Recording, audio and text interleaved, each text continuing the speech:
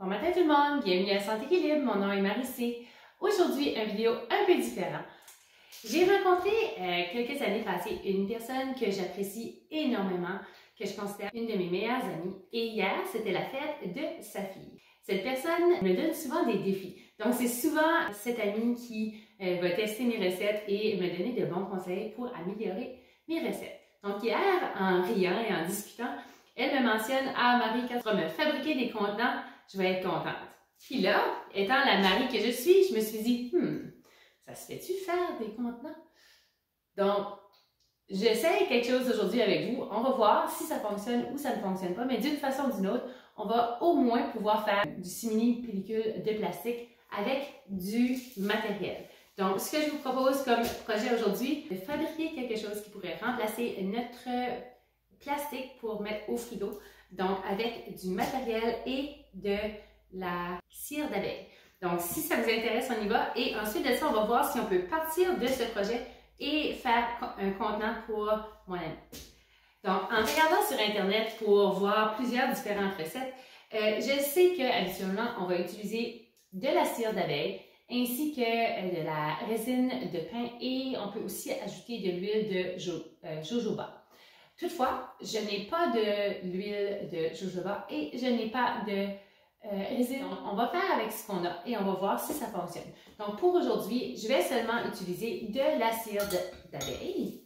J'ai acheté la cire d'abeille, je l'ai commandée sur Amazon. Je peux le trouver sur Amazon, je placerai le lien de celle que j'utilise. Donc, ça s'appelle White Beeswax Pellets. Et ce sont tous des petits morceaux comme ceci, là, vous pouvez voir, c'est très petit. Donc, ils sont déjà coupés pour vous. Vous pouvez aussi acheter la même chose en bloc et le râper. Moi, je trouve que c'est plus facile de le faire comme ceci. Je l'utilise pour plusieurs différents projets et ça fait au moins 1 an que j'ai ce sac qui m'a coûté environ, je crois, 22 $, mais ça fait quand même assez longtemps, donc je ne suis pas certaine. Donc, ce que je suis en train de faire en ce moment, je vais tout simplement faire fondre ma cire. Donc, je pourrais le placer au micro-ondes, mais je préfère le faire dans un contenant ici. Donc, j'ai placé de l'eau dans ma panne juste ici et je place mon contenant par-dessus et ça va fondre très tranquillement. L'avantage de ceci, c'est que l'eau va rester chaude, donc ma cire ne va pas devenir toute dure par le temps que je finisse mon projet. Donc, en attendant qu'on a ceci, je vais juste vous montrer un peu ce que j'ai avec moi. Donc, ce que j'ai des petits morceaux comme ceci de tissu. Donc, le tissu doit être du coton 100% pour que ça puisse fonctionner. Et pourquoi on veut utiliser ceci? Premièrement, c'est une solution zéro déchet. Donc, au lieu d'utiliser du plastique et le jeter à chaque fois, vous pourrez utiliser ceci. La cire d'abeille a des propriétés antibactérielles, donc ce qui fait que vous pouvez l'utiliser comme couvercle. Vous pouvez aussi l'utiliser pour envelopper du fromage, envelopper des fruits, des légumes, vos sandwichs, pour aller au travail ou pour vos enfants, des petites collations, etc. Donc, c'est une option que j'aime bien et que je trouve très écologique. Lorsque vous allez utiliser ceci dans le futur, n'oubliez pas que vous pouvez l'utiliser pour tout sauf les liquides et la viande. Donc, je vous conseille, si vous devez utiliser quelque chose de zéro déchet qui contient de la viande, utilisez Exact Silicone au lieu d'utiliser ceci parce que ceci, vous pourrez le laver à l'eau, mais à l'eau froide avec du savon. Donc, à l'eau froide avec du savon et il va devenir tout beau. Si vous utilisez de l'eau chaude, vous allez fondre la cire et ça ne fonctionnera plus.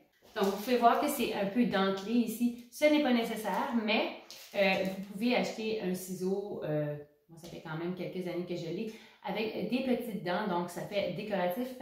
Et ça empêche aussi, je trouve, de effilocher le fil. Donc, j'ai des petits morceaux ici en carré. Et ce que je vais faire, c'est faire des couvercles ici pour mes petits pots comme ceci. Donc, c'est le souhait. Pour celui-ci, c'est un grand et on va faire le même concept. Donc, c'est un carré. Je vais le faire également de la même façon, mais ce que je vais faire, c'est que je vais essayer de faire un contenant avec ceci. Ce que vous avez besoin d'un matériel en dessous, donc une vieille essuie-main. Moi, je prends souvent les mêmes quand je fais mon savon. Elles sont toutes déchirées, elles ne sont pas très très belles, mais je préfère prendre celles-là que prendre mes bonnes. Ensuite de ça, vous avez du papier ciré. Vous placez votre papier ciré par-dessus.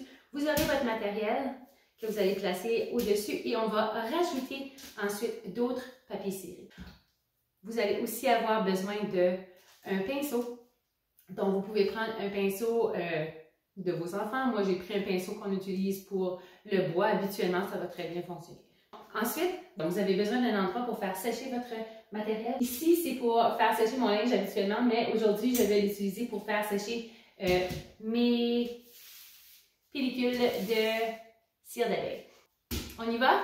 Je fais fondre ma cire et je vous reviens. Je vais vous rapprocher un peu pour que vous puissiez voir de plus près ce que je vais faire comme projet. Vous pouvez voir en ce moment, toute ma cire d'abeille a fondu. Donc, c'est un beau liquide. Donc, je vais seulement fermer le feu. Et de cette façon-là, l'eau va demeurer chaude et ma cire va demeurer liquide. Donc, je vous montre ce que je vais faire. Je vais tout simplement prendre mon pinceau, l'imbiber et le placer sur mon matériel qui est juste ici. Ma cire est très proche de moi pour ne pas faire de dégâts. Donc, je vais tout simplement prendre ma cire comme ceci et imbiber mon matériel de cire.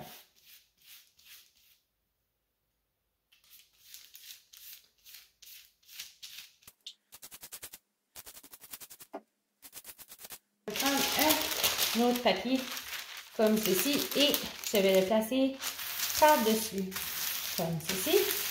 Et on va le chauffer et je vais pouvoir le repasser. Donc, vous allez voir qu'il va y avoir un changement de couleur, vous pouvez voir. Donc, certaines personnes placent directement la cire sur le matériel. Vous pouvez faire ça aussi. Je trouve que c'est un petit peu plus difficile à devenir égal. Donc, je préfère le faire comme ceci.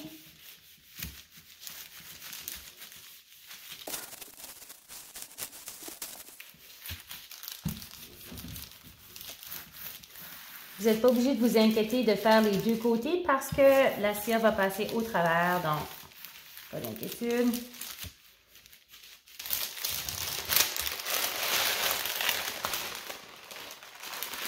Voilà. Et je vais faire la partie ici maintenant.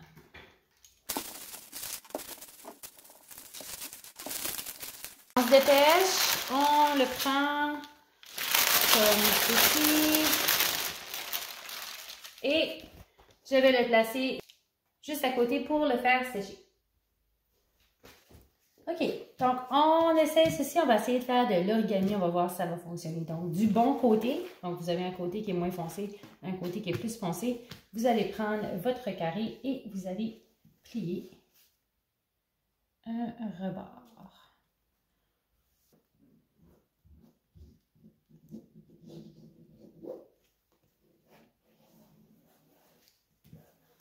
Vous le retournez, vous allez prendre votre...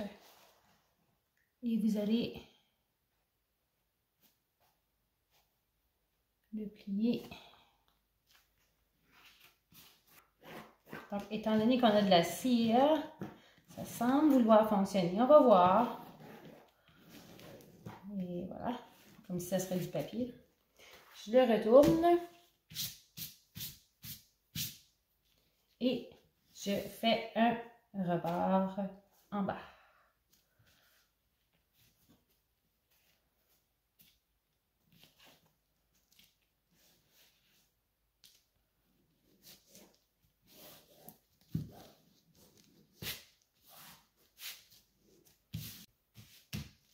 Donc, vous voyez comme ceci. Je vais l'ouvrir. Vous voyez que ceci est plié là. OK. Et je vais le plier en 3. Je me dis ça doit être ça.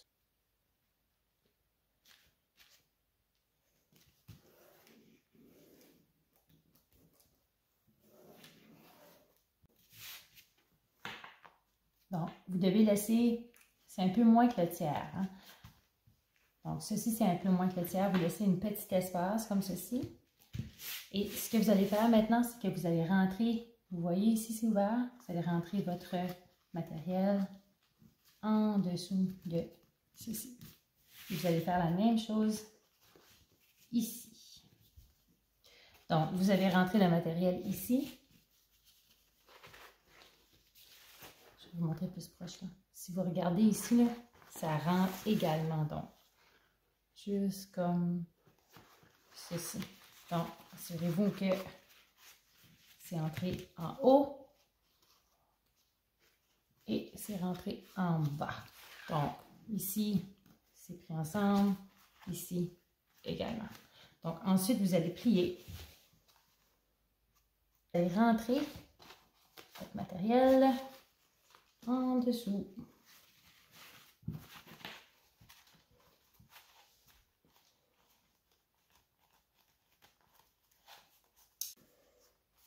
Donc, en ce moment, ça ressemble à ceci.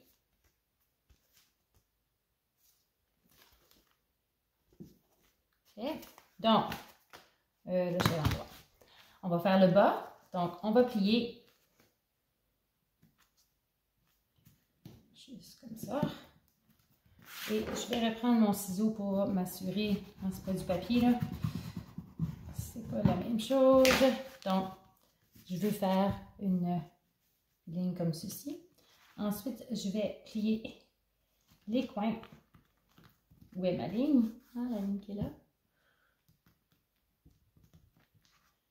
Je referme. Je fais l'autre coin.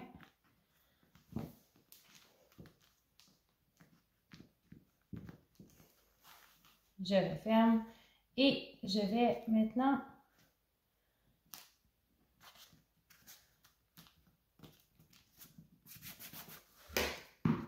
faire un triangle. Et la même chose ici. Donc, je veux seulement que ça soit égal à ici, là.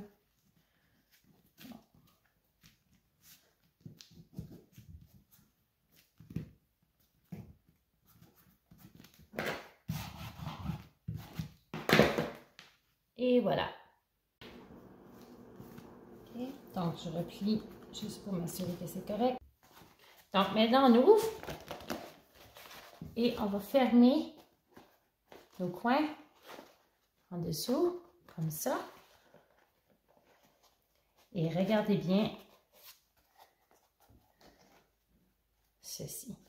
Donc, j'ai maintenant un contenant ou un sac qui se ferme toute seule. C'est beau, hein? Donc, on va l'essayer ensemble. Donc, on l'essaye. Donc, on va voir si ça fonctionne. Donc, j'ai mon petit sac. Je vais mettre des pommes pour voir. Et oui, comme vous pouvez voir, ça fonctionne super bien. Donc, mon ami, tu vas recevoir un beau petit sac ou même un contenant. Je ne sais pas comment est-ce qu'on pourrait l'appeler dans ce cas ici, mais c'est vraiment plaisant parce qu'il se ferme seul. Donc, vous pouvez l'utiliser pour mettre des sandwichs, vous pouvez l'utiliser pour mettre toutes sortes de manger, fromage, etc. Il peut aller au frigo, il est lavable à l'eau froide et avec du savon. Bien, les couleurs vont bien aller avec sa cuisine. Donc, j'en ai fait des plus petits ici, vous pouvez voir, un peu plus décoratifs.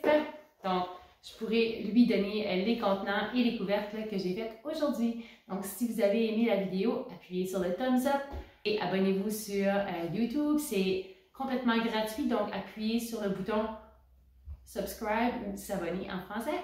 Et on se voit aux prochaines vidéos. Salut!